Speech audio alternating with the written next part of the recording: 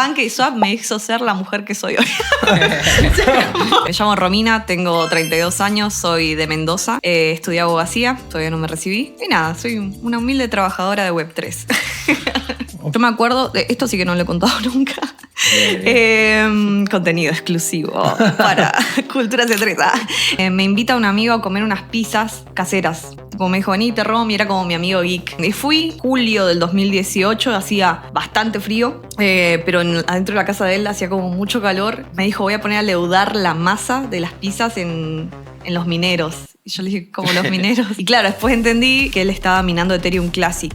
Bienvenido todos C3 a la nueva temporada, segunda temporada, Lucho. ¿Cómo hicimos para llegar por tanto capítulo ya? La verdad no lo puedo creer, pero lo importante es que seguimos y bueno, nada, ¿qué puedo decir? Un invitado. Está muy emocionado porque tenemos una invitada especial. Exactamente, porque hace un montón que le queríamos invitar y decimos, bueno, nos va a aceptar, no nos va a aceptar, pero bueno, ahora nos aceptó. La verdad que es un placer para nosotros tenerla a Romina Ceja, la verdad una chica de Mendoza, más conocida como Cripto Chica. Así que, Romy, presentate un poquito. Si fueras a tomar un café conmigo y yo te preguntara qué haces de tu vida, ¿cómo te presentarías? Creo que no siempre digo dónde trabajo, porque siempre, o sea, creo que veníamos bien en el ecosistema cripto de decir, bueno, empezamos a tener una mejor cara después de lo de Libra. Es como que la gente, el argentino promedio es como, ¡no, estafadora! Así que podría decir que me llamo Romina, tengo 32 años, soy de Mendoza, estudié abogacía, todavía no me recibí. Y nada, soy una humilde trabajadora de Web3. Ok, genial. Bueno, pero me gusta muy. La verdad que hay algo que tiene Romy, que es una chica muy, o sea, muchos no la conocen. Yo tengo el placer de conocerla hace bastante tiempo y es una chica muy buena onda, siempre trabajando. Desde que la conozco siempre está full trabajando. Y nada, Romy, nos gustaría que nos contaras para muchas mujeres que escuchan el podcast y todo eso, cómo arrancaste, ¿no? Porque vos sos de Mendoza, ¿cómo arrancaste en Web3? Porque muchos se preguntan, ¿cómo puedo hacer para ingresar? A nosotros nos preguntan, ¿cómo puedo hacer para ingresar? ¿Hay que invertir? No, bueno, eso. Contanos un poquito cómo fue tus comienzos, si vivías en Mendoza, ya vivías en Buenos Aires, cómo arrancó todo, ¿no? Sí, de hecho yo vivía en la colonia Junín. En ese momento yo viajaba 1 hora y media en el colectivo, los mendocinos me van a entender, el Dice Tours, y era 1 hora y media más lo que tenías que esperar. Estaba estudiando abogacía en ese momento y nada, trabajaba como moza en un pelotero, que en otros países cuando he contado esta historia me decían, no digas pelotero. No sé qué significa. Raro. Pero bueno, un playground para niños. Y nada, era servir pisitas, limpiar si los pibitos vomitaban en el inflable, era hacerlo. Pero bueno, qué sé yo, antes estaba trabajando en la YPF en un serviclub.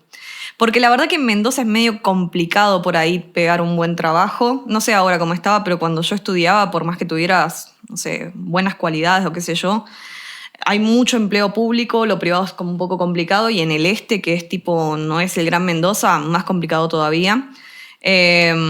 Entonces, en ese momento, lo he contado muchas veces, pero bueno, la audiencia se renueva.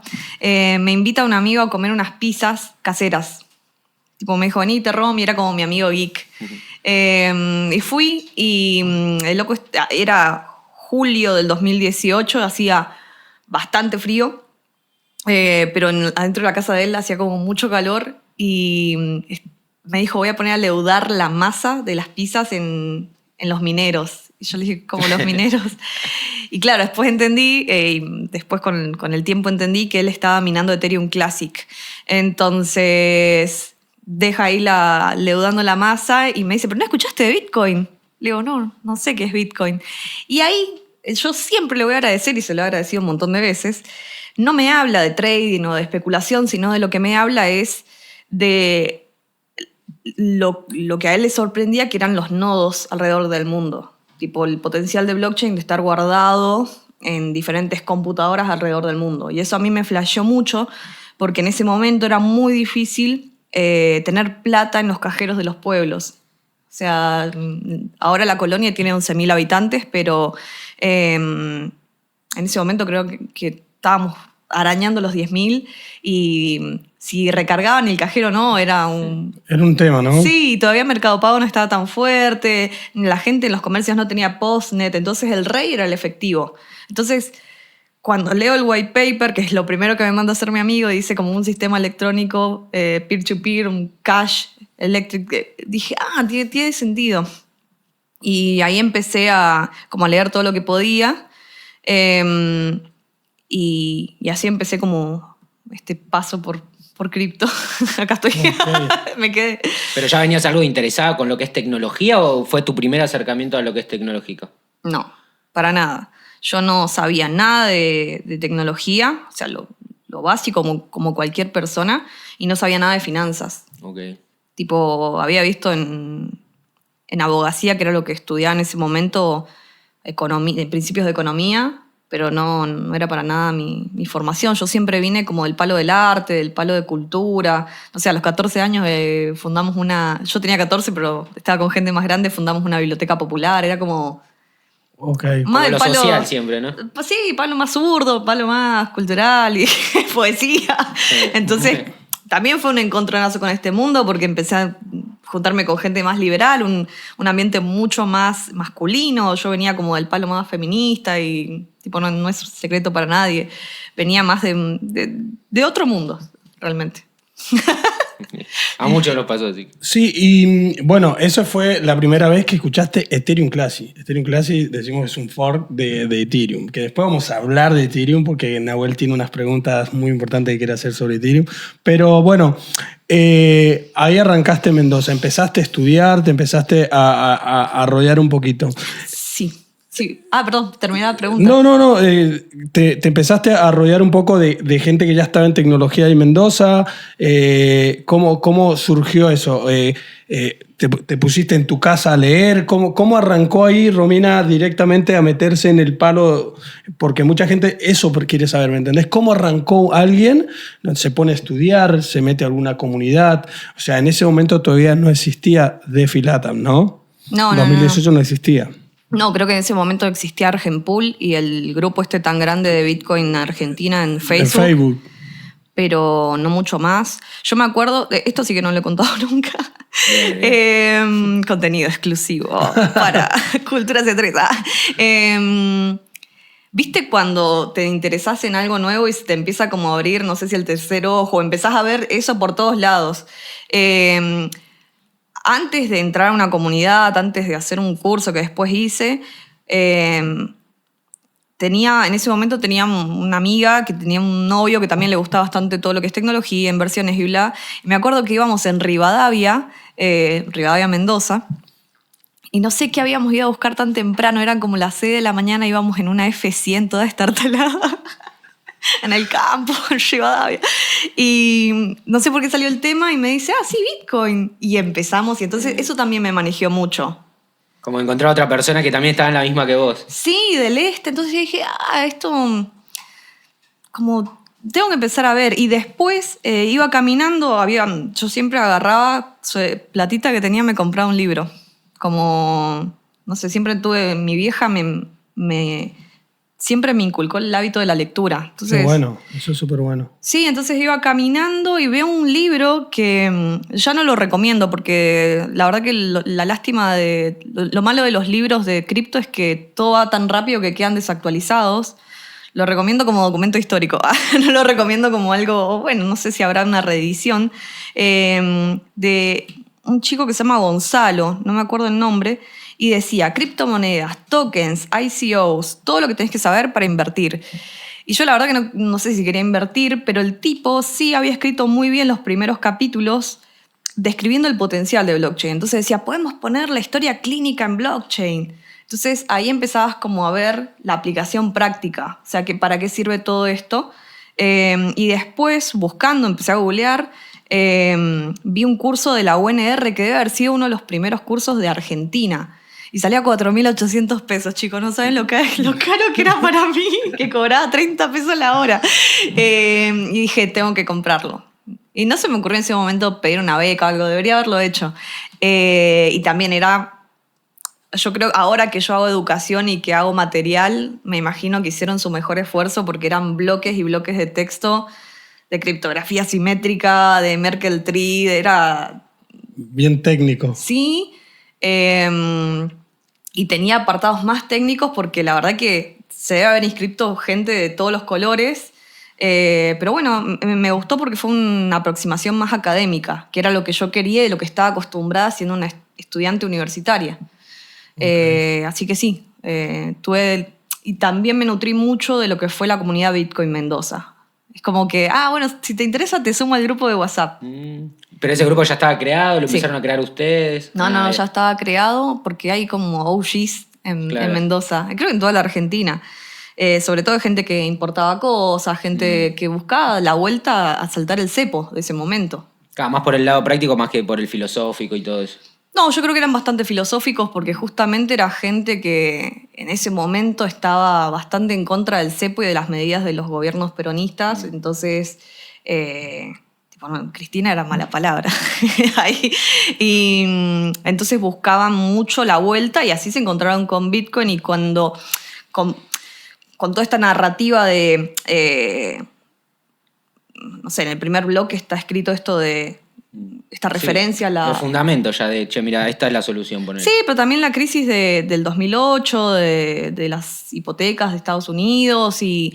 Entonces era como realmente comprar esto de decir, ok, estemos fuera del sistema o estemos fuera del control o fuera del radar, pero no como solamente para evadir o para no pagar impuestos, sino como filosofía de decir, yo con mi plata puedo hacer lo que quiero. Y eso fue mi primera aproximación. Y era como, wow. Y entender también porque yo venía de cuestiones mucho más comunistas. Nunca cuento esto así tan político, pero me parece importante porque tiene una audiencia bastante amplia ustedes. No, y está bueno también porque ver como que una persona, no sé, tu familia es radical, no sé, en mi casa, y el otro le gustaba Perón, vas cambiando vos porque también vas madurando vos tu forma de pensar y te vas alineando, o también te das cuenta que la política no siempre es tan perfecta como dicen de estas son los ideales. Entonces está bueno contar que pasamos todo por etapas. Sí, yo vengo de una familia peronista, pero porque eran trabajadores muy humildes y que, no sé, mi vieja tiene 79 años y ella tiene recuerdo y nadie se lo va a sacar de que Bebita le dio una muñeca y que fue su único regalo y fue su primer juguete a los 15 años. ¿Cómo vas contra eso? Ya está. Claro. Es una cuestión muy... Sí, y pasa mucho en las provincias también. Mis viejos, yo soy de San Juan y mi viejo también era muy político y... Perón, o sea, me acuerdo que tenía una foto con Menem, mi papá fue político y tenía una foto con Menem y era un cuadro gigante, pero o sea, hoy en día no lo entendería, o sea, pero bueno, creo que eso es un poco lo que nos inculcan, pero hoy en día creo que la juventud viene cambiando y tiene su propia elección, ¿no? Hoy en día hay tanta información que uno puede elegir por dónde ir. Antes te decían era esto pero bueno... Yendo un poquito más, ya Romina contando un poquito también eso, cómo arrancó, cómo llegaste a DeFi Latam, cómo surgió ese proyecto. Fuiste uno de los fundadores con Pepo, con Luciano, le mandamos un saludo. No sé si nos va a escuchar, pero le mandamos un saludo igual. Pero bueno, contanos un poquito porque esa fue una de las comunidades que hoy sigue, ¿no? Pero más relevante. Yo arranqué ahí en esa comunidad, siempre cuento que mis primeros eventos fueron ahí. Entonces, contanos un poco ese proceso, ¿no, Romy? Sí, yo en ese momento, cuando me habla Pepo, yo trabajaba en Buenbit y estaba bastante bien. Tipo, creo que había sido mi primer trabajo en blanco y todo en reglas, en cripto. La verdad que ¿qué más podía pedir? Había tenido 3 ascensos, me llevaba muy bien con el CEO, con todos mis compañeros. Pero lo que estaba pasando en Buenbit es que creció muchísimo y yo entré cuando éramos 16 y en ese momento cuando me fui eran 170. Wow. ¿Y ahí qué hacías en Buenbit? Yo arranqué, apliqué, justo ahí le mando un beso y un nuevo agradecimiento a Crypto Pepe, porque él me dijo, no comprés cripto, ganátelas, trabajá en la industria. Y para mí fue muy importante que un chabón que era un migrante boliviano que empezó como en la chacra. Después el loco descubrió cripto y se puso a escribir para Criptonoticias. O sea, venía muy de abajo. Entonces, frente a toda esta masa de no sé, libertarios o gente que yo decía en ese momento cheta, más allá del color político, ¿no? De todos estos empresarios que estaban envueltos en cripto, había un pibe ahí que era como yo. Entonces dije, de una, tengo que trabajar, tengo que buscar la oportunidad. Y entonces apliqué ahí en Buenbit y arranqué a trabajar. Era como customer support, o sea, básicamente hablaba con los usuarios que tenían problemas, era atención al cliente. Y después empezamos a trabajar muy bien con Cristóbal, que ahora trabaja en Maker, y con mi ex jefe, Sebastián Camiser, que es un crack, me enseñó mucho. Y dijo, vamos a hacer un área de comunidad y vamos a tener una comunidad de Telegram. Y fue la primera comunidad de Telegram de un exchange, o sea, de una empresa, y era también comerte lo bueno y lo malo. Claro. Pero yo ya estaba siempre tuve como esta lucha interna de decir, estoy trabajando en un exchange centralizado cuando yo era una promotora de la autocustodia y de la descentralización. Ahora creo que esa cosa está superada, pero me vino muy bien ese ofrecimiento de Pepo de decir, venite a armar la comunidad. Porque él ya había armado algo, él venía de una tradición bastante fuerte de research en Argenpool, cuando explotan las ICOs en el 2017, que después, bueno, fue un poco una burbuja, algunas quedaron. Él quería volver a hacer lo mismo con DeFi, porque después iba a ser el DeFi Summer. Después iba a pasar todo lo que es Compound, Uniswap, los tokens de comida, si alguien lo vivió. Entonces él quería tener un espacio de discusión y me dice, venite a armar esto. Y ahí estuve 3 años. Al principio fue todo de educación, de crear contenido educativo, de formar a la gente, de tener como un espacio para discutir, pero también era más intermedio avanzado. No queríamos hacer contenido porque eso estaba bastante lleno, bastante saturado, te diría. Entonces era como un lugar más para algún dev que quisiera experimentar, para un power user. Esa era nuestra audiencia. Y bueno, cualquier persona que quisiera caer en el rabbit hole de las DeFi en Ethereum. Aparte, en ese momento era como el boom de las DeFi, o sea, cuando salió Binance Smart Chain, salieron todas esas, Uniswap, ahí es donde se puso como muy de moda y empezaban los iDrop y todo eso. ¿Puedes contar un poquito cómo fueron tus primeras cripto? Creo que fueron unos iDrop, si no tengo mal entendido, o... No, la primera vez que tuve mi cripto fue una cripto fue EOS. Y fue porque mi amigo que me comentó me dijo, yo tejía en ese momento, hacía tejidos artesanales, chicos. No lo recomiendo, no es escalable. O sea, No bien sé. emprender, pero estás toda volada ahí. Y le vendí una bufanda y me la pagó con EOS. Sí, no sé si recibí tantos airdrops. Me hubiese gustado recibir un poco más. Pero sí me acuerdo de un pibe que yo cuando trabajaba en Buenbit, lo que yo le decía a todos los usuarios era, compren en Buenbit, pero después guarden una parte que no quieran perder en wallets de autocustodias. Y era enseñarles, y era hacer contenido, y hacer podcast también. Y toda esa gente, obviamente en ese momento, Argent Wallet subsidiaba las transacciones. Entonces la gente probaba Compound, probaba un poquito Uniswap y después les cayó un montón de plata a esa gente. Entonces creo que eso también acaparó bastante la atención de la gente que quería también hacer lo mismo. Cuando Uniswap larga este airdrop, para mí marca un estándar que después todo el mundo replicó, todo el mundo quería hacer el mismo truco. Y obviamente la gente también lo esperaba, el usuario lo esperaba. Ok, después PancakeSwap, después, bueno, empezaron, ahí es donde arrancaste vos un poco, ¿no? Yo arranqué el 2021 con las Cake. Con Cake. Cuando fue ahí todo el boom ese, y ahí empecé a entender un poco lo que es DeFi y dije, está bueno esto.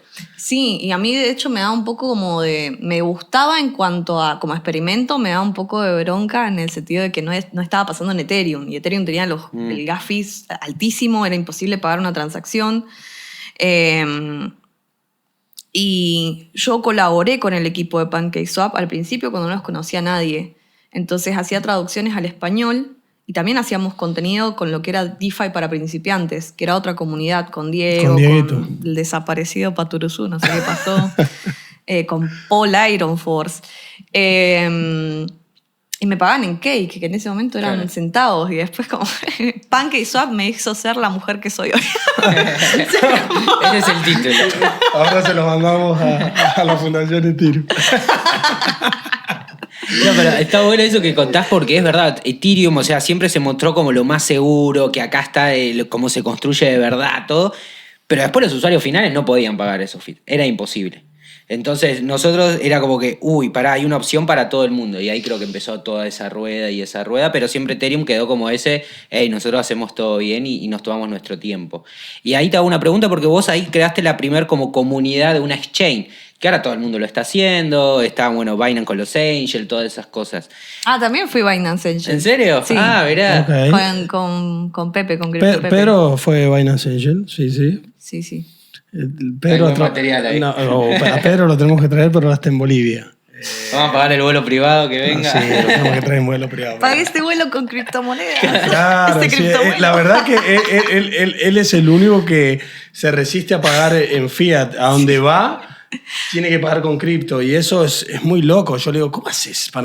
Yo pago todo en cripto. Y está bueno porque es congruente con lo que dice. Yo la verdad que a Pedro también para mí, siempre se lo dije a Nahuel, fue un impulsor muy grande. Él me ayudó un montón a mí cuando yo me fui a La Plata a repartir folletitos con él en La Plata. O sea, y me contó su historia y dije, wow, hay que hacer. Y por eso un poco de ahí copiamos un poco. Para cultura la gente central. que no conoce a Pepe, le voy a dejar el Instagram abajo, que es muy buen creador de contenido también. Viaja por el mundo y te pone todos los precios en cripto, todo buenísimo. Me estoy riendo porque es como a veces pone historias como la criptofiesta, la No, no, criptotira. a veces son muy censurables. Los criptotragos. Te banco, Pedro, te banco. Le pone a todo cripto. Creo que de ahí un poco salió la comunidad, que les gusta la joda de la comunidad también y saber que nos podemos divertir. Y ahí cómo fue ese traspaso de, bueno, armemos una comunidad en Telegram, pero no nos podemos quedar solamente en el internet, en la compu, y pasamos a bares. ¿Cómo fue esa transición al mundo real de la comunidad? Yo creo que ahí sí vuelvo a... O sea, es posterior como lo de... Creo que con Buenbit no organizamos nada como in real life, cara a cara, pero Pepo siempre tuvo, antes de que yo entrara, una tradición, creo en noviembre del 2020 fue la primera juntada, cuando se abría un poco el lockdown, fue la primera juntada en la birrería, ahí en Chacarita, porque se había terminado un ciclo muy largo de 2 años que había sido Ethereum Buenos Aires, que eran juntadas como virtuales porque estaba la pandemia, y la última fue la de Vitalik, y bueno, ahí estaba Patricio Waltater, Sebas Aldazoro, había, no sé, Fiorella, había mucha gente que había estado empujando ese ciclo, y en un momento dicen, bueno, listo, hasta acá. Tipo, ya está, tipo, que venga otra generación. Ya nos cansamos, jefe. Sí, porque todos tenían su trabajo, Sí. porque eran emprendedores, porque la verdad que, no sé, era sostener esos espacios es un trabajo. Entonces sale un meme que decía como, es Defilata en el nuevo Ethereum BA. Y ahí entonces había como un espacio que seguir manteniendo, que no sé si ocupar, era como mantener ahí. Y creo que se empezaron a hacer cada vez más y más masivas porque el mercado también estaba alcista. Yo me acuerdo que hubo un antes y un después del Terra Crash. No sé en cuál habrás empezado vos, pero también era eso, la amistad. Yo me acuerdo mucho de una persona que trabajó en Venus, ahora ya no trabaja más, no lo vamos a doxear, pero él se acuerda que él llegó y dijo, hola, estoy solito, y que yo le di un abrazo y le dije, bienvenido, ahora sos nuestro amigo. Yo también estaba como, Estaba ya en tu momento. Sí, y para él, a él lo marcó. Claro. Y yo la verdad no me acuerdo, pero creo que a mí me da mucha alegría que las personas, como a mí me cambió la vida, y esto suena como muy autorreferencial, pero la verdad que si estás un poco atento a las oportunidades que te da el mercado, ahora, no sé, con inteligencia artificial, con lo que sea, la verdad que nos puede cambiar mucho la vida como argentinos. Entonces era como, qué bueno que te puedas permitir aprender esto. Y no hace falta meterse en un Ponzi o en algo, si puedes trabajar honestamente y crecer, qué sé yo. No, y de lo que te gusta. A mí lo que siempre le digo a los chicos, el mismo consejo que te dio Pepe, que yo le digo a Pepe cada vez que lo veo, sos el mentor de mi mentor, ¿viste? Porque él siempre lo juega y lo abrazo. Pero ese consejo de decir, che, mirá, cripto te podés dedicar a lo que vos te guste. No sé, yo tengo una amiga que es filmmaker y ahora nos acompaña a todos los eventos y les se dan en todo laburo. Y ella es filmmaker y ahora aprendió cripto primero porque cobra en cripto. Yo le dije que con nosotros vas a cobrar en cripto. Y también porque después le empezó a gustar, porque dice, hey, pará, ¿qué hay acá? ¿Por qué la gente está emocionada de ir a un evento? ¿Por qué la gente se emociona de ir a un bar y hablar de temas interesantes que no tengan que ver con los temas normales que habla la gente? Entonces creo que el mensaje ese de podés dedicarte a cripto desde tus pasiones es muy fuerte y creo que cada vez se está viendo porque es una revolución que va en toda la industria. Entonces acá hay una pregunta clave porque mi primer evento también fue en DeFi Latam, que me invitaba Lucho y yo tenía ese concepto, quiero ver también ustedes cómo lo veían y cómo hicieron para traspasarlo, ¿no? Yo tenía, porque él me decía, a mí ya me gustaban las cripto, y él me decía, che, vení que hablan de cripto, que yo pensé que eran todos nerds hablando de programación, y yo dije, no voy a entender nada de esto de código, todas esas cosas, hasta que fui. Y me pasó también que me sentí como ya parte apenas ingresé.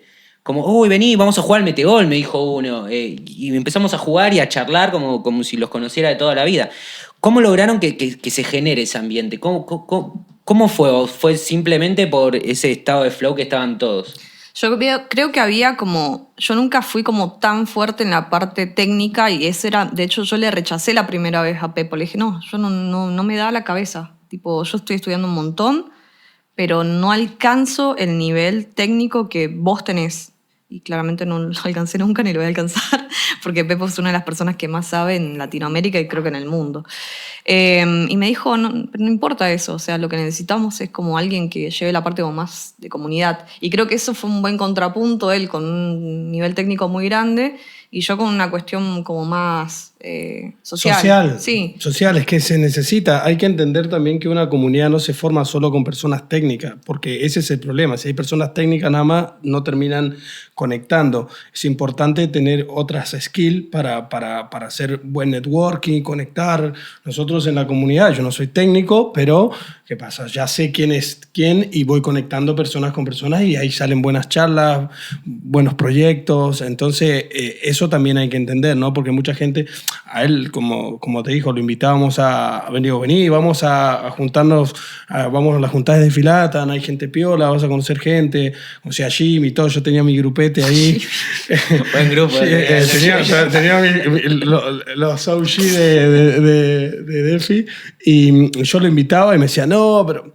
Hasta que vino, creo que la primera vez que vino fue la de Caballito, que se hizo creo cerca del Cid Cambiador, jugaba el Metegol. Claro, cerca del Cid Cambiador fue.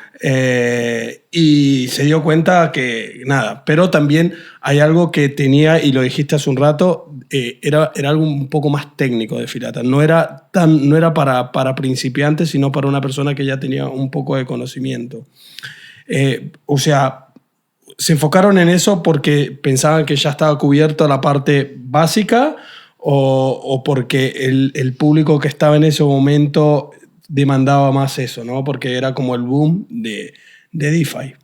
Mira, ahora con el diario del lunes y siendo un poco anacrónica, yo creo que Pepo siempre tuvo como la visión de que de ahí salieran builders. O sea, sí, jugaba y hacé plata con DeFi y qué sé yo, pero también aprendí todo esto y también había muchos devs y mucha gente que estaba para hacer producto. Entonces sí, tenemos una generación dorada de OpenZeppelin, de POAP, de Decentraland, Hardhat y mucho que salió de acá de Argentina, pero también era como tener un espacio de discusión, porque en la academia eso no estaba, ahora recién hay un montón de oportunidad. Entonces era como tratar de empujar a que la gente codeara y también, si no eras un dev, como que te conocieras, capaz que había un crack de producto o de grow, y que empezaran a conectarse con esas personas. Y el conocimiento por el conocimiento. O sea, creo que eso era lo importante. Ok. Nos olvidamos de Bifi también. Sí, Bifi. Pasa que eran un poco anons. Sí. No estaba declarado en ese momento que eran locales, entonces yo siempre... Sí. Bueno, le mandamos un saludo también a los chicos de Mendoza. Hay varias... ¿De la calle? Ah. No, de Mendoza, chicos. Son amigos, así que... nada, eso. Después pasaste por DeFi Latam. Viene el desafío Ethereum Latam. Sí, igual quiero decir como que yo en el último... Creo que ahí, no sé, tipo si hice bien y si hice mal, pero en el último año yo digo ya está de comunidad y ya está como de cosas educativas y pivoteamos a gobernanza. O sea, para mí era como, bueno, ya está, ya hay espacios para builders, ya hay espacios para usuarios, pero no estamos en las gobernanzas. Y para mí había que ir y meter diputados. Era meter delegados ahí. No, ¿y eso cómo es gobernanza? Para que entienda un poco la gente de comunidad y gobernanza, ¿qué diferencia hay? Porque vos podés usar Uniswap, podés usar PancakeSwap, podés usar cualquiera de estas, pero todas las decisiones de los colaterales, de cómo es el futuro del protocolo y esas cuestiones se daban en gobernanza. Después podemos ver si es todo un espectro. Hay gente que dice todo esto es un teatro y en realidad las decisiones se toman de otra forma. Pero en ese momento todo pasó porque un chico, un OG de DeFi Latam, después le cambiamos el nombre a Sid Latam, Alejo de Valmy, que en ese momento no se llamaba Valmy, se llamaba Min Finance, fue a presentarse a una ronda de Optimism para tener más plata para seguir construyendo. Y Linda Xi, una delegada, una asiática, o de ascendencia asiática, le dice que no, porque tiene un TVL chiquito. Okay. Entonces saltamos todo ahí. ¿Qué te pasa? No, yo agarro, le tuiteo, en ese momento tenía bastante engagement, ahora tipo, no lo uso tanto. Y le digo, mirá, Linda, está bien, pero me parece que medir a un protocolo solo por el TVL te pone como una visión de túnel, porque acá, en Argentina por lo menos, somos como 400 que lo estamos usando. Entonces no vale el trabajo de esta persona si tipo, no tienen como más usuarios hoy por hoy, porque los chicos empezaban de abajo y para estar conectado en Web3, si no estás como por ahí en una región central como, no sé, Asia o Europa o Estados Unidos, es un poco... Empezás como en modo hard. O sea, Claro. empezás desde Latinoamérica. Y entonces ahí la piba dice, tenés razón. Yo la verdad, hizo muy bien la piba, me dijo, yo no conozco el mercado latinoamericano, no conozco los builders latinoamericanos, cambio mi voto. Voto que sí. Y eso genera una catarata de cambios. Entonces Lefteris, que también era un delegado muy fuerte, dice, tenés razón, yo voy a votar que sí, que estén. Y pasa la ronda. Y consiguen la plata. Entonces yo dije, puta madre, lo que hay que ir es ahí. Acá está el verdadero como poder, por así decirlo, de cambiar las cosas, ¿no? De traer inversión para más builders. De ir y meter delegados y delegados de calidad. Y siempre todos estos delegados venían. O gente que era súper reconocida, que ya, tipo Lefteris hizo el compilador para Solidity. Linda Xi es una mina que ha hecho un montón tiene un VC. Entonces, ¿dónde estábamos nosotros como comunidad?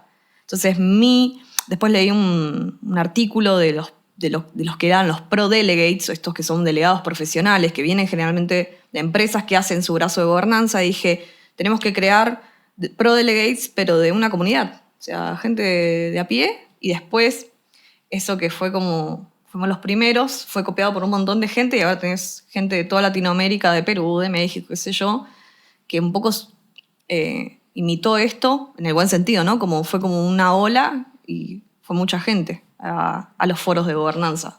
Ey, qué lindo eso, porque es una nueva... gobernanza literalmente es una nueva forma de gobernar, pero puede ser político, después hasta se pueden gobernar países así, otras blockchain también lo hacen. En Cardano tienen como los DREPs que hay por países y todo eso. Entonces es una nueva forma de organizar algo, ¿no? Y acá ustedes decidieron centrarse en la gobernanza y ahí ¿qué hicieron? ¿Le educaban a la gente? ¿Promovían directamente proyectos propios? Creo que lo armamos como pudimos y nosotros siempre queríamos mantener como ese espíritu comunitario. Entonces el primer delegado que tuvimos fue Hoxes. Y para mantener, como Hoxes vivía en Venezuela, no siempre podía venir a la juntada del barcito, entonces hacíamos llamadas comunitarias, contábamos cómo estaba la cosa y le decíamos a la gente, bueno, votemos ahora. Tipo, tratábamos de bajarlo lo más posible porque eran discusiones con bastante contexto.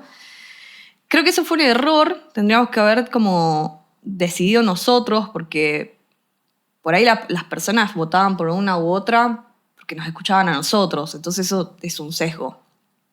Pero en ese momento queríamos ser más horizontales y mantener ese espíritu de comunidad, entonces por ahí las llamadas duraban 4 horas y la gente se quedaba, a la gente le gustaba.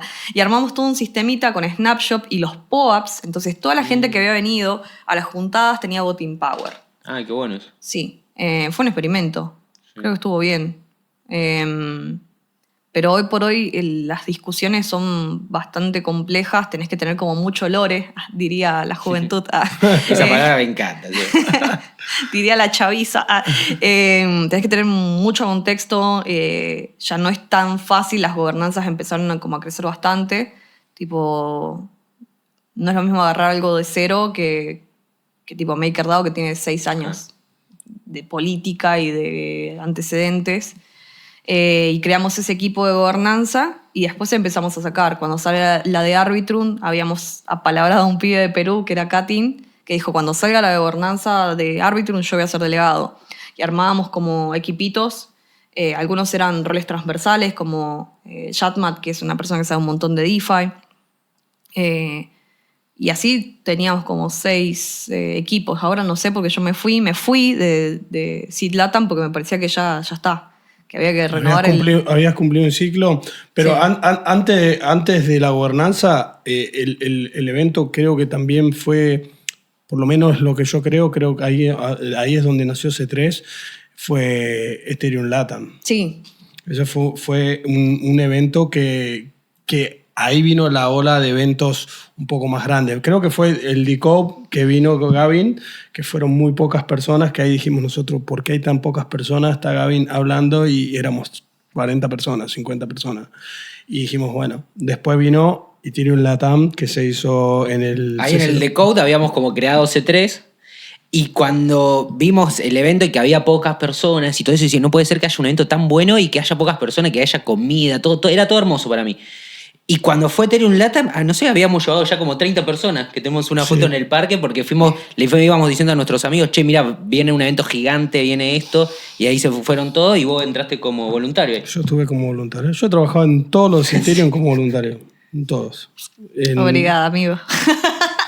No, y le encantaba. Yo decía, ¿cómo le estoy contento? Está corriendo para todos lados, pero bueno, está bueno. A mí me gusta por 2 razones. Una, porque termino siendo parte del acontecimiento, ¿sí? De lo que se hace. Y 2, porque me acerca a conocer las personas de otro punto de vista. Ir a un evento, hoy en día, a mí en lo personal, me aburre, pero es un tema mío, no voy a escuchar una charla. A mí prefiero ir a trabajar, a participar o a hacer networking, pero ese es mi punto de vista. Pero bueno, ese evento, bueno, como dije, fue un antes y un después en Argentina. Para vos, que fuiste parte de ese y ahora se viene... La 4ª edición. La 4ª edición. Contanos un poquito cómo lo viviste vos. ¿Fue uno de los desafíos más grandes que tuviste o no? Fue un año complicado en lo personal porque me detectaron una arritmia, pero antes de saber que era una arritmia hubo como muchos diagnósticos y no sé, como un montón de médicos, entonces era... Y también era hacer algo nuevo. También era como yo también crecer porque no sé, yo tenía una idea de evento y después terminó la reta hablando en el evento, que yo me quería matar. ¿Por qué tenemos un político acá si venimos de una tradición, venimos hablando de la centralización y qué sé yo, más allá del PRO? No, tipo, yo en ese momento también estaba como... Ahora vivo en Buenos Aires, pero en ese momento la verdad que estaba muy fuera de las internas del PRO y de cosas, tipo, la política de Buenos Aires me era ajena. Pero nosotros queríamos hacer como el evento que la comunidad de Ethereum y la comunidad cripto en general se debía, que era un buen y gran evento. O sea, todo el mundo iba a Denver, todo el mundo iba a DevCon. Y Argentina siempre fue fuertísima. Tipo, tenés la ONG Bitcoin que está en el 2013. Entonces era como, ya hay acá como talento, ya hay acá como usuarios. Y bueno, fue buscar sponsor todos los días. Tuvimos 67 voluntarios, fue un montón de gente. Fue hablar, no sé, desde estar pendiente de la ambulancia que tenés que tener con un evento masivo. Salió muy bien, salió muy bien. ¿Cuántas personas fueron ahí? Porque fueron bastantes. Como 4.000 fueron. Wow. Sí. Sí. Creo que también fue como el momento que también nos acompañó. Y que también la novedad de tener un primer gran evento. Yo creo que ahora, incluso en ITCC o eventos va la gente, pero tenés al speaker hablando y no hay tanta gente escuchando. pasa eso. Dicen, bueno, después la veo por YouTube. Tal cual, la Está gente filmada. va y, Sí. y busca más que nada hacer Networking, networking, conocer gente, merch, eso farmear está lleno. merch, o sea, cosas así, pero la general es eso. Pero bueno, ahí Ethereum Latam. Después viene ya, ahí dejas. ¿Por qué cambian de DeFi Latam a City Latam? Fue un punto de polémica, porque esto que es bastante privado, pero bueno, fue parte de mi historia, así que lo voy a contar. En ese momento la Ethereum Foundation nos dice, ¿por qué DeFi? ¿Por qué DeFi? Como que el término DeFi era como bastante especulativo, y entonces dicen, elijan otro nombre, los queremos apoyar más. Nunca habíamos recibido plata de la Ethereum Foundation, jamás. Tipo, y aclaro y que me lo vengan a discutir, yo tampoco gané plata con ITLATAM. Tipo, fue todo trabajo voluntario. Entonces, en ese momento nos habla gente del Ethereum Foundation y nos dicen, pueden como tal vez pensar otra identidad. En ese momento también ya llevamos varios años. Dijimos, bueno, podríamos hacer un rebranding, empezar como a pensarnos más allá de una comunidad. ¿Qué es una comunidad? No éramos una DAO, no queríamos ser una DAO, no queríamos ser una empresa. Entonces, hicimos como un brainstorming con todos los más allegados y quedó Seed Latam. De hecho, Jean Putzle, no sé cómo es el apellido. El Jean de Clero se sugirió Semilla Seed y quedó. Jam. No me acuerdo el apellido. Jan Putzle. Ok. No, nunca supe por qué cambiaron. Bueno, era una pregunta que estaba ahí. Y Seed Latam hoy en día ya no es solo una comunidad, sino es como una empresa. No ya sé, no estás vos, sé que obviamente. está Seed.org y qué sé yo, pero la verdad no sigo tanto el día a día de Seed Latam. Hay que invitarle a la Candu a que Hay que hable. invitarle a la Candu también, obviamente. Bueno, ahora viene la parte de Ethereum, ¿no? Romy, Itkipu. Claro, ahí yo quiero hacer la transición. Bueno, ahora Itkipu. ¿Por qué llegaste ahí? ¿Por qué lo crearon? ¿Y qué están haciendo ahora? Bueno, a partir de este evento que sale bastante bien y que de hecho la Ethereum Foundation dijo, ay, tendría que haber sido DevCon en Argentina. Y acá hago una salvedad, tipo DevCon y DevConnect en Argentina se viene pidiendo desde Osaka, desde el 2019 más o menos. Hay mucha gente que... Es como estuvo los buscando. mundiales, ¿eso quién lo decide? ¿Dónde se hace? Podés ir al foro y hacer la propuesta y si el equipo de DevCon lo ve potable, dice, ok. Ah, el equipo directamente. Sí, es también un poco de lobby. Ok. Tipo de- Skylar no decide nada. Skylar se fue ahora. Sí, ahora sí, ahora Sí. está. Sí, obvio que decide. Pero también es ver dónde la comunidad está apoyando. Claro. Tipo, se decidió, por ejemplo, en Tailandia, porque está bien conectado, porque tiene mucha infraestructura para turismo, pero Taipei y la comunidad de Taipei estaba muy fuerte también, Vietnam también. Tipo, son comunidades fuertes, pero bueno, decidieron Tailandia porque estaba ahí como... Era fácil llegar. en el medio, ¿no? Sí, como Colombia está mucho mejor conectada a nivel de aeropuertos que Argentina. Pero bueno, ahora ya si le decían era la tercera vez que se pedía DevConnect en Argentina. Si nos decían que no, era... Ya está. ¿Qué anda, viejo? Ah, me voy a Será Solana, algo me voy a personal. Solana. Bueno, entonces ahí la pregunta que era, vos lo querías preguntar. No, de Itkipu, o sea, ¿por qué se creó? ¿Qué están haciendo ahora? Nada, después de It Latam Buenos Aires, en realidad en Ethereum Río, Skylar habla con un grupo de argentinos, yo no viajé, y dice, che, tenemos que hacer un día en español antes de DevCon Bogotá. O sea, un día para que hablen todos los latinos. Y después dijeron, bueno, pero también hagamos uno en Argentina. Ya que estamos. Dale. Total, los huevones laburan. No, bueno, sí, igual yo te dejé el compromiso con la comunidad, ustedes lo sienten. Sí. Y entonces, después de It Latam Buenos Aires, hicimos It Latam Bogotá, un día antes de DevCon en octubre, que salió bastante bien, que también tenía como... Ese fue un poco más fácil porque usamos la infraestructura de DevCon. Claro. No hubo que buscar sponsor, o sea, sí, pero no... No tanto, se apalancaron de DevCon. Sí, nos ofrecían todo armado, era como usen las cosas. También era apalancarnos en el volumen de gente que había, que se iban a registrar, a hacer el preregistro, y era como, che, entren. Y la gente decía, mira, más la gente que sabía, los speakers que estaban volando. Ese fue, no te digo que fue, qué fácil, pero fue un poco más fácil. Y después, a final de año, es como que la Ethereum Foundation dijo, che, está bueno lo que hacen, hagan algo más que un evento. Y nuestra idea fue como juntar a todos los latinoamericanos que ya estaban como haciendo cosas en Ethereum y en vez de trabajar solitos, cada uno en su país, empezar como a trabajar más en conjunto. Después de eso recibimos un montón de críticas porque pasa lo mismo de siempre, tipo, era como convocar a reuniones, acá hay que laburar, hay que armar un roadmap, hay que armar el Excel, hay que sentar el culo y hacer el timeline y bla, bla, bla, qué sé yo. Al principio éramos un montón y después fue quedando poca gente. Lo normal. Y había que entregar cosas. Y por eso tenemos algunos haters. Pero, qué sé yo, lo hicimos lo mejor que pudimos. Si volviera el tiempo atrás, lo haría de otra forma. La comunidad de Asia tiene otra construcción, pero bueno, en ese momento era como... Pero es otra cultura también. Es como Sí. hablabas antes de Asia, que se fijan mucho en los números. A nosotros nos pasa. Los asiáticos quieren número, todo perfecto. Y después ven que la parte latina también tiene otra esencia. Y acá te hago una pregunta con Ethereum. ¿A ustedes con estos embajadores los ayudan a conseguir grant, les enseñan o cómo los ayudan? Ahora tenemos...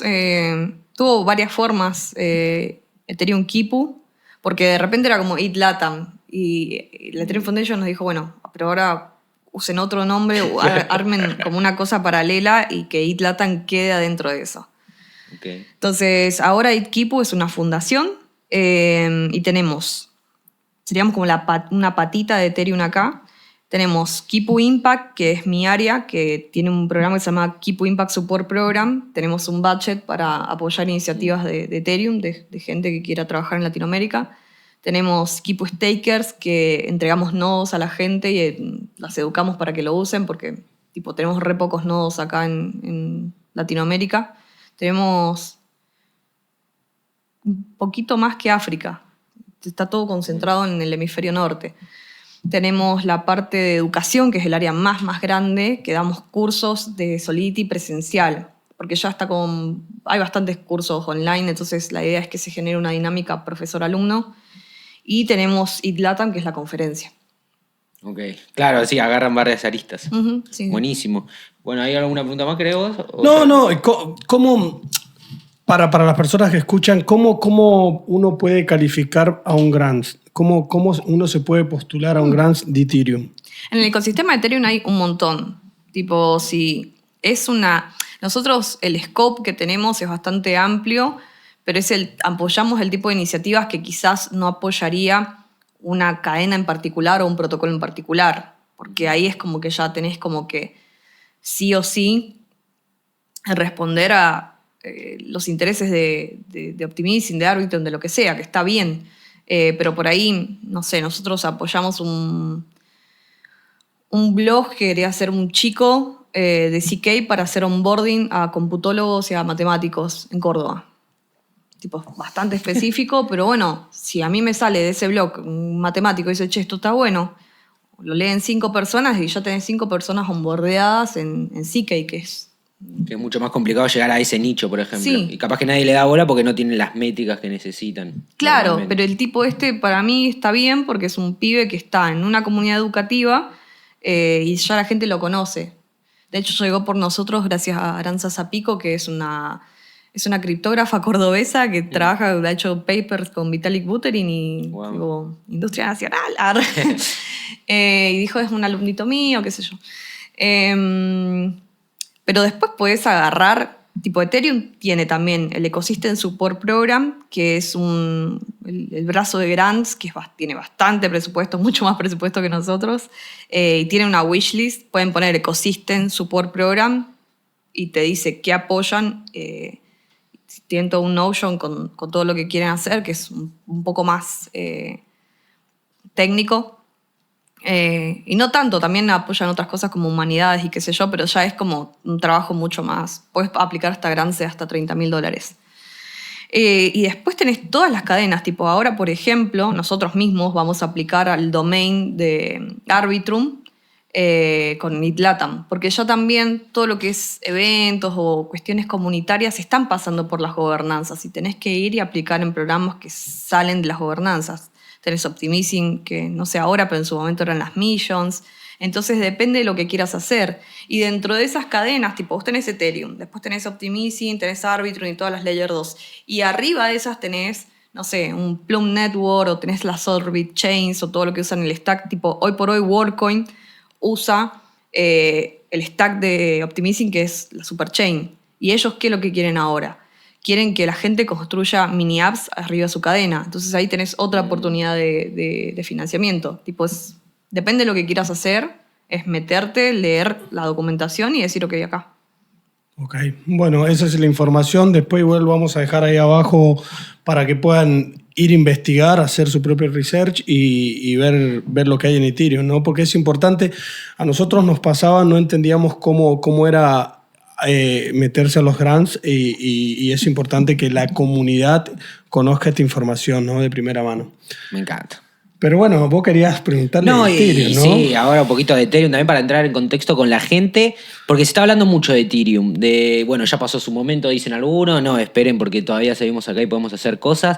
¿Cómo vos ves la situación actual en cuanto a, creo que hubo un gran, pero bastante grande con las Layer 2, que fue un año que todo el mundo estaba con eso? ¿Cómo ves ahora la situación de Ethereum con todo lo que está pasando? Yo creo que hubo en el ecosistema de Ethereum hubo un antes y un después del 2022 del merge, que cambia este sistema de Proof of Work a Proof of Stake. Era algo que estaba en el roadmap, que iba a suceder, pero de repente Lido, que es como una empresa bastante grande, pasó a ser el malo.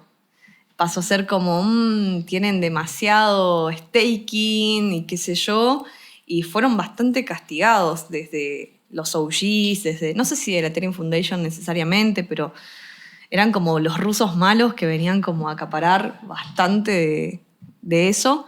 Y eso era también en una etapa donde los public goods y toda esta cuestión estaba muy fuerte, esa narrativa. Después gana Trump, y ahora es como que ya no tenés un Gary Gensler que te esté como persiguiendo. De hecho, Trump sale a decir... Al revés, todo. Claro, es como vamos a ser la capital cripto de AI del mundo, lanza su propio token, sale el de Melania, es como le da el indulto a Ross Ulbricht, le da el indulto a estos de Tornado Cash, es como dale. De cero a 100, claro. Querías construir, dale, construir. Y entonces también hubo como una reacción bastante fuerte a todo lo que es Solana, y de repente era como tenía un montón de usuarios, un montón de volumen, y Ethereum ahí como... Eso. Hay muchas discusiones. Tenés las discusiones de privacidad, Amin Soleiman empujando todo lo que es privacy pools, tenés otra gente que dice hay que cobrarle un fee a las Layer 2 porque no está dejando nada a la cadena al Execution Principal. Layer. Para mí todo eso es positivo. Tipo, hay una crisis política criticando a... No sé si una crisis, pero sí hay como vientos de cambio, gente que dice basta de Aya Miyaguchi, tipo, está hace 7 años, necesitamos un nuevo director ejecutivo, que venga Danny Ryan, esto lo motorizó mucho Evan Van Ness, y todo eso es como bastante de nicho. Pero sí hay mucha gente que tiene como ciertas expectativas porque está hace años trabajando en Claro. Ethereum. Entonces, mi opinión es que hay un dev que se llama Viernes que dice keep building, o sea, como seguir construyendo. Pero a mí me parece que hoy por hoy, si tenemos como luz verde desde lo legal, que las DAOs y las fundaciones estaban como haciendo malabares para ver si podían armar una estructura legal de que no los metieran preso, de no tener como alguna penalidad. Ahora eso ya está más que claro, que está todo ok por ahora. Creo que hay que pensar, en ITCC también el año pasado era como, ok, ¿dónde están los usuarios? ¿Dónde están los productos? Entonces creo que es una maduración de todo el ecosistema. Para mí hay que trabajar con todas las instituciones que se puedan. Tipo, yo antes era como no me junto con un político y ahora me parece que hay que usar a todo lo que es el aparato político, el aparato institucional para tener nuevos canales de distribución. Tipo, no sé si si me copa tanto que haya regulación, pero a la vez si esa regulación va a servir para atraer inversión, bueno, bienvenida sea. Tipo, si queremos ser una industria, queremos la adopción, vamos a tener que jugar con las reglas que hay. Si no, bueno, si a la gente no le gusta, que queden en ese margen, que queden como... Y para vos, Romy, ¿ahí hay un límite en la regulación? ¿Vos decís, hasta acá sí y hasta acá no? Y en Argentina el tema es que vos decís regulación y pensás en impuestos. Es como al toque ¿dónde te puedo sacar? Ahora tenemos yo siempre digo que estamos después de Milei en territorio desconocido. Tipo, nunca nos pasó eso, siempre fue como peronistas radicales, entonces hay que ver después qué pasa después de las legislativas, pero para mí las mejores legislaciones son estas que proponen un sandbox, que proponen como tener un hub, atraer inversión. Tipo, creo que el Dubái lo hizo muy bien, que hay muchos ejemplos que sirven alrededor del mundo. Entonces, ese tipo de legislación es el que sí me gusta, porque es difícil levantar capital. Entonces, si vos limpiás eso y lo haces más claro para un builder que está ahí en Almagro codeando, y es mejor. Tipo, ahora sí es una legislación que va a ir a cobrarle un porcentaje al pibe que está comprando cripto en un exchange y bueno, qué sé yo, no sé si me va a servir tanto. O sea, para mí, hoy por hoy, la importancia es geopolítica. Tipo, lo vengo diciendo en todas mis últimas charlas.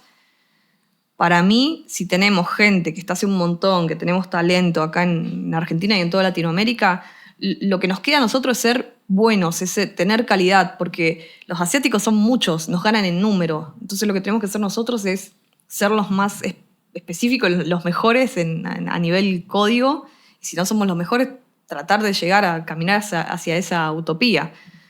Porque nosotros en Argentina somos, ¿cuántos? 40 y pico, 48 millones, 50. Más o menos. Vas a Vietnam y son 96 millones. Te sacan 200.000 egresados de ingeniería por año. ¿Y nosotros cuál es el promedio de egreso? Y también la universidad es tipo algo, hay mucha gente que dejó la universidad y la descoce. Pero nada, para mí hay que seguir incentivando eso. La adopción y la creación, que codeen y equivocarse, iterar y buscar usuarios que paguen por ese servicio. Los criptounicornios, si se quiere. Ok, bueno, ahí estabas contando un poquito de lo que pensás de las regulaciones y de todo lo que está sucediendo. Pero, si vamos a la política, ¿no? ¿Qué pensás que lo que pasó con Milei, con lo de Libra? No es para polémico, teniendo tantos builders, teniendo tanta gente que lleva mucho tiempo construyendo en Argentina, que suceda esto. Porque hablaste de los políticos que hoy en día, antes éramos reacios a reunirnos con ellos y hoy en día creo que todos están más abiertos a poder hablar porque, o sea, lo que pasó con Milei o sea, nos dejó mal parado a todos, lo dijiste apenas arrancó la charla, ¿no? O sea, hoy en día no digo que trabajo en cripto porque ya me tildan de estafador. O sea, te prejuzgan antes de conocerte, ¿no? Entonces, ¿cómo ves hoy en día eso, ¿no? Que tenemos que acercarnos más a los políticos, tenemos que empezar a abrir ese panorama. Yo creo que ustedes mismos, esto de acercarnos, o sea, la voluntad de este lado siempre está, o bueno, no sé si siempre estuvo, pero en los últimos 4 años estuvo.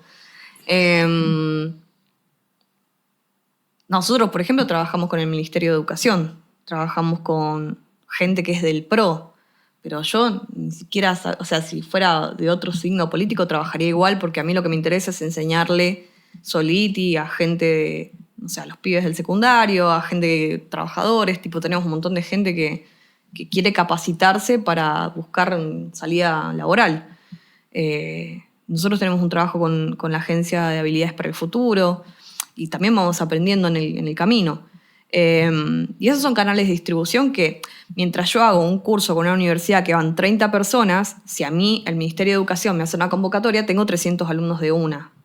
Entonces eso me sirve porque también hay un índice de deserción, pero a la hora de tener egresado después tenés, no sé, tipo 120 personas que ya saben las bases de Solidity.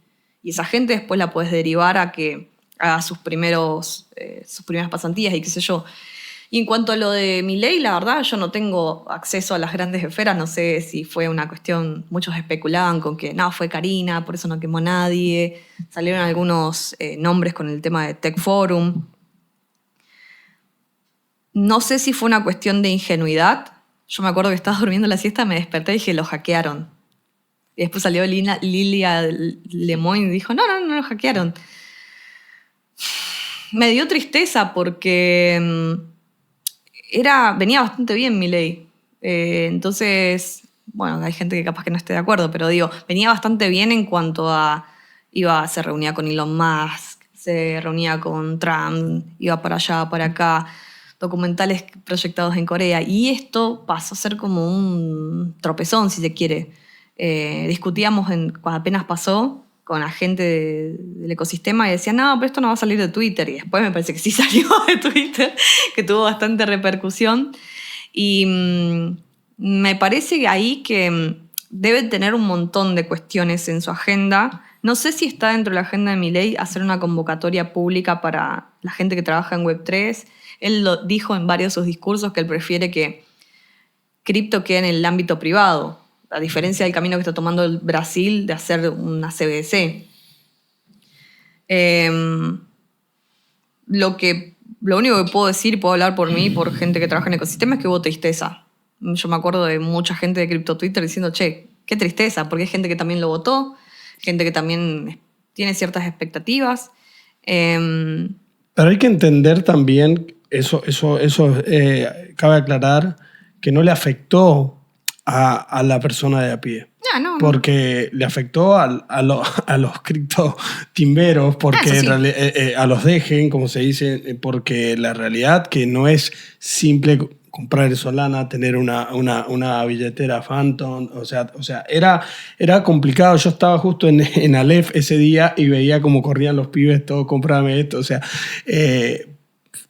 eso también cabe aclarar, ¿no? Pero lo que llama más la atención que una persona del nivel de exposición de Javier Milei se preste a esto, ¿no? Entonces, se preste a subir un proyecto cuando la página, a Twitter, cuando vos veías la página que tenía abajo un hotmail, o sea, había muchas red flags que te mostraban que podía ser, como dijiste, nos hackearon. Lo primero que pensaron todos, los hackearon, pero después cuando salieron a decir que no, la gente que tenía conocimiento se metía porque quería o no. Uh-huh. A mí me acuerdo ese día estaba en Aleph y viene uno y me pregunta, che, Lucho, ¿cuánto le meto? Lo que estés dispuesto a perder, le dije. Porque, o sea, esto no es un proyecto, o sea, mirá la página, empezamos a buscar un montón de cosas que estaban mal y nada, Solana es la reina de las meme coin y todas esas cosas. No me parecía un proyecto como decía en el Twitter que era para ayudar a las pequeñas pymes y todas esas cuestiones. Entonces, nada, por eso es súper importante escuchar tu mirada porque esto es lo que yo pienso, no quiero... Para mí, vos, Rodo, son uno de los referentes de Web3 acá en Argentina y yo los aprecio y los respeto muchísimo. Entonces, es importante escuchar cómo lo vivieron cada uno, ¿no? Sí, fue eso, confusión y... yo creo que con la repercusión que tuvo no creo que vuelva a pasar algo así. Después hace poco salió lo de Esper. La Libra 2.0, 3.0, no sé cómo. Sí, pero bueno, lo positivo que rescato es que mucha gente después se dijo de todo, pero hubo un debate en la legislatura, que tipo sirve para poner eso en agenda. Sí, después yo estoy muy contenta que pudo ir Fer Molina, que es una persona que trabaja en Web3, que hace analíticas y puede explicar, él sigue el caso, de hecho si alguien lo quiere seguir en Twitter es como Fer G. Molina o algo así. Hay que ver, tipo, lo hicieron on-chain, va a quedar. Tipo... Eso es lo bueno, que quedó on-chain, que la gente vio a dónde fueron los fondos, cuántas wallets compraron. Eso es lo bueno que demuestra para que la gente pueda ver que la trazabilidad todo queda. Si hubiese pasado por fuera de blockchain, a dónde está el dinero nadie sabe. Bueno, por lo menos ahora sabemos que en teoría lo tiene Haide. Pero bueno, ya hemos hablado de cómo arrancó Romy, DeFi Latam, Seed Latam, Itquipu. Bueno, ahora vamos a preguntarle un poquito qué se viene. Se viene Ethereum Latam en Brasil, se viene DevCon en Argentina. ¿Cómo te estás preparando para todo eso, Romy? Sí, la decisión de llevar Ethereum Latam a Brasil es porque no tiene sentido hacer un ETH Latam. Ya lo hicimos en el 2022 y la gente que viene de afuera, o sea, nuestra narrativa es como que Brasil sea el stopover antes de DevCon, ya que venís al culo del mundo porque estamos muy lejos. Estamos lejos. Rebotá en Guarulhos, que es el aeropuerto más grande de Latinoamérica. Bueno, de Sudamérica, porque después tenés Panamá. Quédate unos días ahí y después bajás a Argentina. Yo creo que a mí me encanta Argentina, soy re argentina, la verdad, pero Brasil tiene 200 y pico de millones de personas. Tiene todo esto que está haciendo el gobierno. Ayer hablaba con Juan de Scroll y me decía, no puedo creer que a nivel gubernamental los brasileños ya estén hablando de CK y de cosas que son bastante avanzadas. Y también lo están haciendo como no sé si un experimento, pero todo lo que hacen está bien pensado. La otra vez escuchaba en Merge, Buenos Aires, a una ejecutiva del Banco Itaú que tienen 200 personas de todo el equipo, 200 personas trabajando en Drex, tipo, es un montón. Entonces le están metiendo las integraciones con Pix, no sé, creo que puede ser bastante poderoso. Y también porque los brasileños, tanto Ethereum Samba como Ethereum Brasil, ERC55, Modular, no quiero que se me olvide nadie, pero hay un montón de comunidades brasileñas que están trabajando por Ethereum. Entonces es acompañarlos, visibilizarlos y traer más presencia internacional de Ethereum, porque en Brasil está muy fuerte, no sé, Polkadot, Solana, ICP, pero Ethereum no está. Mirá, no tenía muy bien claro. No está. Tipo, hay esfuerzos comunitarios, pero no tenés la masa de builders que tenés en Argentina. En Argentina. Entonces vemos una oportunidad grande y también una oportunidad grande de todo esto que se viene demandando desde los protocolos de Ethereum, que es como real world use case. Entonces como conectar a fintech, a gobierno, a los builders, con todo lo que es la masa de Ethereum, que se junten. De hecho, vamos a tener un solo día de conferencia. Yo no hubiese hecho conferencia, pero bueno, algo hay que hacer. Pero el segundo día es full sentarte en una mesa y trabajar. Tipo, agarrar y hacer... Agarrar la pala. Sí, agarrar. Vamos a tener pizarrones y es como hacer trabajo de mesa para después llevarte un roadmap. Es como plantar la semilla de Ethereum ahí en Brasil. Vamos a tener un hackathon que lo está organizando Ethereum Samba. Y después, bueno, DevConnect, que por fin vamos a tenerlo acá. Tantos años pullando, llega, ¿no? ¿Se puede adelantar algo ahí ya o no? Sé todo lo que saben todos. Conocí hace poco a Nathan, que es el francés que ahora viene de DevConnect a Argentina y nos ponen como líder de DevConnect a un francés. La ironía de la vida. Lo estuve molestando con eso. No, igual tipazo. Buena onda, Nathan. Estuvimos hablando con él. Van a trabajar con todos, estamos todos. O sea, lo que quiere el equipo de DevCon es que todas las comunidades argentinas trabajen juntas. De hecho, las presentamos con ustedes en el grupito. Me gusta. Sí. Y nada, es organizarnos. Lo que tiene DevConnect es que es diferente de DevCon, que son varios eventos. Creo que eligieron la rural, estuvo muy bien elegida ese venue. La última fue en Estambul. No es un solo evento como DevCon, sino que pueden ser varios side events. Entonces, que es como una semana de eventos diferentes entre sí. Sí. Tiene sus pros y sus contras.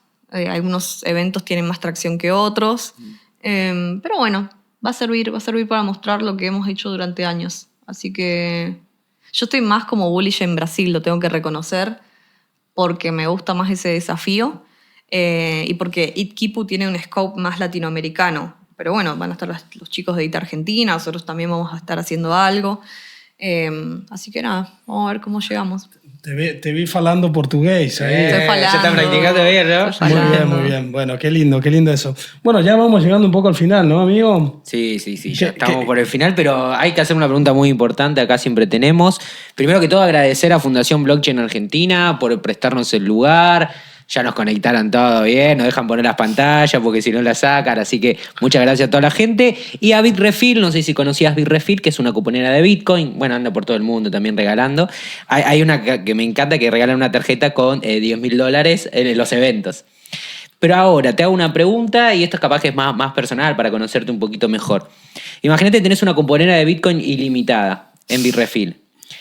Pero lo podés gastar en diferentes cosas, o en ropa, o en comida, o en viajes, en hoteles. ¿En qué lo gastaría, Romy?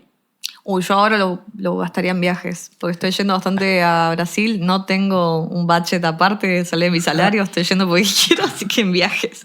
Todos viajes ahí Sí. para todos los lugares que hay. Sí, eso, alojamiento. ¿Y hay algún evento que te haya quedado que vos dijiste, uy, este evento todavía no fui, no pude darme la oportunidad y me gustaría ir en algún lugar del mundo o algo? Creo que sería ITCC o Token, que se hace Token. 2049. Sí, Ese en está Dubái. bueno, yo también. Dubái, ¿no? Sí. Pero solo para conocer como... ¿Cómo lo hacen? Sí, porque para mí ir a Asia fue como... Es otra mente. Sí. Nunca he ido a los Emiratos, así que iría ahí. Bien, me gusta. Bueno, y ya llegando al final, quería agradecerle, ¿no? Porque estuvo en Mendoza, le invitamos a Crypto Vendimia. ¿Cómo la pasaste? Bien, re bien. Aparte de lo que le decía a Matt, es que yo tuve un gran fracaso en su momento, que era armar Ethereum Mendoza. Tipo, no era el momento, no había tanta gente, lo traté de empujar y no pasó. Pero que ahora esté pasando y que estén llegando a, no sé, a senadores, al ministro de Educación, me da mucha alegría que pase algo en mi provincia. Dicen que uno no es profeta nadie es profeta en su tierra. En su propia tierra. Pero nada, ahora voy a tratar de colaborar más porque si ya está como Claro. el envión, me voy a sumar. Nada, y está bueno que tengan una referente de, che, mira, ella no pudo construir acá y miren todo lo que logró y que vos puedas volver y decirle cómo construir a tu forma, me gusta. Sí. Así que bueno, Nobleza obliga a agradecerte de verdad porque para nosotros era súper importante que estuvieras vos, que estuviera Rodo, que estuviera Guido de la Fundación. Porque bueno, en Mendoza, en San Juan, en todas las provincias, ahora también vamos a ir a hacer el aguante a Córdoba, nos vamos a Córdoba a hacer un evento, un side event para Ethereum Argentina. Y nada, siempre hacemos una última pregunta. Primero, ¿cómo te sentiste? No, re bien. Bueno, Muchas gracias. gracias. Y, Hace mucho no hacíamos un podcast, acaba de aclarar como hace 3 meses que no hacíamos podcast, veníamos más sin o ritmo. menos, más o menos, veníamos sin ritmo. Y otra de las cosas ¿qué pregunta no te hicimos que te hubiera gustado que te hubiéramos preguntado? No, creo que cubrimos bastante. No tengo ninguna, chicos, perdón. No, me gusta. Perfecto. Todo salió bien. Así que, bueno, nada, hermano, otro capítulo más juntos. Otro más, hermanito. Así que gracias, Ahora, Romy. Y bueno, vamos a saludar ahí. Los vemos en la próxima. Y bueno, síganos ahí en YouTube y en Spotify. En Spotify, gente que ya está toda la primera temporada subida. Chau, chau.